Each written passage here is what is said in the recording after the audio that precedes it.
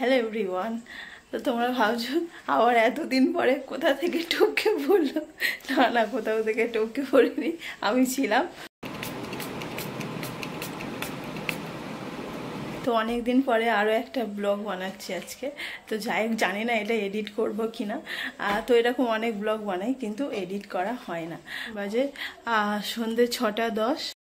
আর এখন আমি স্নান করে উঠলাম, কারণ আগেও একবার স্নান করেছি, করে একটু বেরিয়েছিলাম। বাইরে ভয়ঙ্কর গরম, আমি ভাবতে পারিনি যে এতটা গরম, কারণ অনেক দিন হলো বাইরে বেরোনো হয়নি। আজকে বেরিয়েছিলাম, তো তখন স্নান করেছিলাম। এখন আবার স্নান করলাম। আর রবি এসে গেছে, চলো। এনাকে দেখলে বোঝা যায় বাইরে কতটা গরম আছে। একদম লেবুর মতো নিগড়ে চলে এসছে, মনে হচ্ছে রস বের করে ছেড়ে দিয়েছে। কেমন ঘেমে গেছে, কেমন গরম আছে গো। চলো না, বাইরে গেলে বুঝতে পারা যাবে।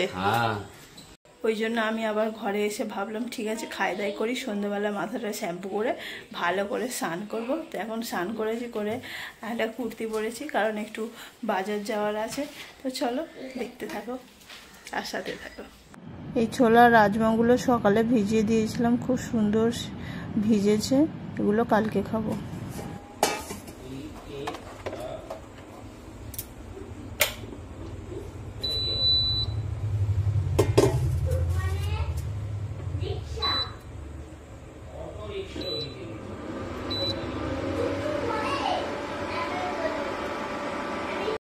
আমরা চায়ে চিনি দিয়ে খাই না, তো সেই জন্যই চায়ের মধ্যে একটু বাতাসা দিয়ে খাই, যার ফলে একটু খেতে ভালো লাগে। শুধু শুধু চা খাওয়া তো চায় না, আমি তো একেবারেই খেতে পারি না। রবিদাও একটু আধরা চিনি ছাড়া চা খায়।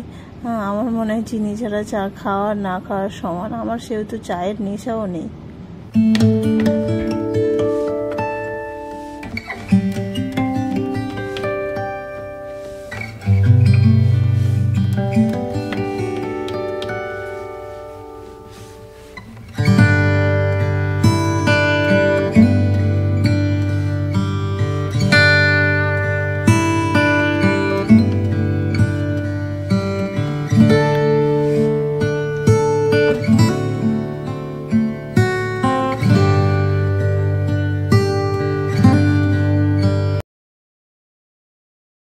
এখন আমরা চা খেয়ে যাচ্ছি পাড়ার দোকানে। ভেবেছিলাম বাজারে যাব, তো বললো না, দরকার নেই, পাড়ার দোকানে গেলে হয়ে যাবে। আর আমার হাতে আছে এরকম একটা লম্বা লিস্ট। যাই হোক, এখন এই লিস্টে নিয়ে পাড়ার দোকানে যাচ্ছি। কয়েকটা জিনিস ওখানে হবে না, তো ওগুলো আমাদের রবিবার লাগবে, তো সেগুলো দিনের দিন নিয়ে নেব। যেগুলো মানে ড্রাই জিনিস, সেগুলো আজকে নিয়ে চলে আসবো। এত বড় লিস্ট কিসের জন্য? মানার জন্মদিন, সেই জন্য মা বাজার করতে হবে, সেই বাজারের জন্য এই লিস্ট। আচ্ছা, যাই হোক, তোমাদের বলে দিই, আসলে আমার মেয়ের 7 এপ্রিল ওর বার্থডে। তো খুব ছোট করে একটা বার্থডে অ্যারেঞ্জ করা হয়েছে, তো সেই জন্য বাজার করতে যাও, তো তোমরা সবই দেখতে পাবে। আমরা কিন্তু দোকানে চলে যাচ্ছি। আচ্ছা ঠিক আছে, যাও না। ও এখন ফোন দেখে কিছু একটা বানাচ্ছে। Notebook tiny. আমি একটা ছোট্ট মিনি টাইনি বুক বানাচ্ছি, যেটা আমার ছোট্ট পুতুলের জন্য। আচ্ছা ঠিক আছে, টাটা। টাটা। দেখে কিছু একটা বানাচ্ছে, তো সেই জন্য ও যাবে না। আমি আর রবি যাচ্ছি। টাটা।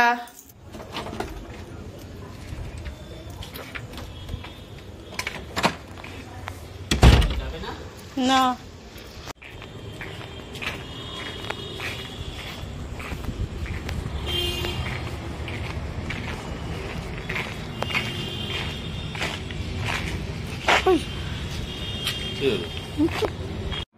আমরা দোকানে চলে এসেছি। আর এখানে রবির লিস্ট অনুযায়ী কি কি লাগবে না লাগবে সেগুলো বলছে। আবার দিদা শুনে জিজ্ঞেস করছে কতজন লোক, কতটা কি আইটেম লাগবে, কি লাগবে না লাগবে সেগুলো দিদাও বলছে। তারপর ঘরে এসে একটু ফ্রেশ হয়ে নিলাম, কারণ বাইরে যা গরম না, একটুখানি বেরোলেই মনে হয় ঘামে স্নান হয়ে যাওয়ার মতো অবস্থা। এই গ্রসারিগুলো নিয়ে এসছি, যে ময়দা আছে, চিনি, চাল, বাতাসা, পায়েস হবে যেহেতু, সেই জন্য তাল মিষ্টি নেওয়া হয়েছে, বাতাসাও ওই কারণে নেওয়া হয়েছে।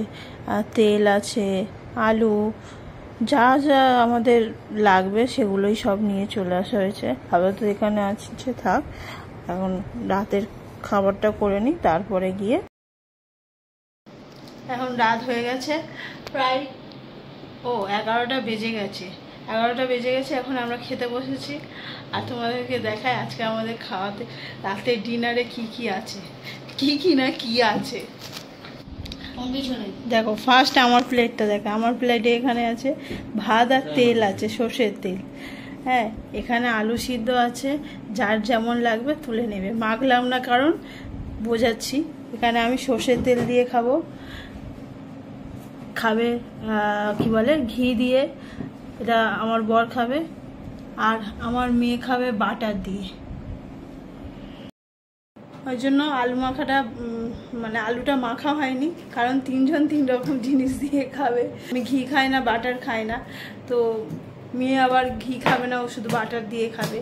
সেই জন্য আলু সিদ্ধটা ওরকম আছে, আর প্রত্যেকের প্লেটে দেয়া হবে, যে যার মতো মেখে নেবে। এই হলো সিস্টেম। তো চলো খেয়ে নিই, তারপর কথা বলছি। ছোলা আর রাজমাটা একেবারে ঠান্ডা হয়ে গেছে। তো এবারে এগুলোকে কি করব, টিফিন বক্সটা ফ্রিজের মধ্যে রেখে দেবো, কালকে এটা খাবো। হ্যাঁ, এটা শশা কুচিয়ে একটু নুন টুন দিয়ে খেলে বেশ ভালো লাগে। আর এখানে আমরা আলু সিদ্ধ দিয়ে খেয়েছি, আর বাদ বাকি আলুটা রেখে দিয়েছি। কালকে যেহেতু আমাদের শীতলা পুজো আছে, তো জল ঢালা ভাত খেতে হবে। আর এখানে জানি না আলুর চপ সকালে পাওয়া যাবে কি না, তো সেই জন্য আমাদেরকে আলু সিদ্ধ দিয়েই খেতে হবে। আর এখানে মানে সকালবেলা বলছে যে কেউ গ্যাস জ্বালাবে না বা কিছু করবে না, তো আমি একা একটু অন্য নিয়ম করে তো কেমন একটা লাগে না, তো সেই জন্য যেখানে যেমন, মানে কালীঘাটের বাড়িতে যেমন আমরা সকালবেলায় কিছু একটা বানিয়ে নিতাম, তো এখানে করে না। তো যাই হোক, তো ওই আলু সিদ্ধই আমাদের ভরসা। আর এখানে গ্রসারিগুলো সব রেখে দিয়েছি এইভাবে, কিছুটা ঢেলে রেখে দিয়েছি, বাদ বাকিগুলো এখানে রেখে দিয়েছি। আর এই মেথি আর মৌরির জলটা রবিকে দিই, চেষ্টা করি প্রত্যেক দিন দেওয়ার হয়। মেথি মৌরি দিই, না হলে জোয়ান আর মেথির জল দিই, কারণ এটা না খুব ভালো কাজ দিয়েছে, জোয়ান আর মেথির জল।